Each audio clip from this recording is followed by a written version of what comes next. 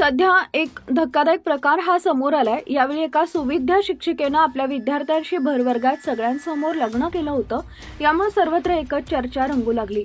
Video हा सध्या social मीडियावर व्हायरल होत असून यामुळे शिक्षिका ज्या महाविद्यालयात शिकवते तिथल्याच नाकीनऊ आले। हा शिक्षिकेचा व्हिडिओ व्हायरल झाल्यानंतर महाविद्यालयात बराच गदारोळ माजला होता।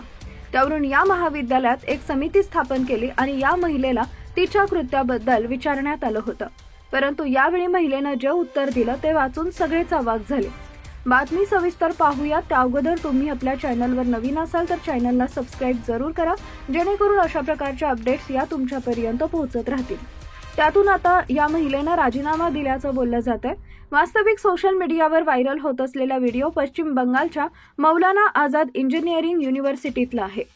या व्हिडिओत एक विद्यार्थी आणि शिक्षिका चक्क एकमेकांशी लग्न करत आहेत। दोघांनीही एकमेकांना पुष्पहार घातला आणि शिक्षकांच्या सांगण्यावरून विद्यार्थ्यांनीही सिंदूर लावलाय। या घटनेचा व्हिडिओ सोशल मीडियावर व्हायरल झाल्यानंतर विद्यापीठ प्रशासनानं प्राध्यापिकेला रजेवर पाठवले।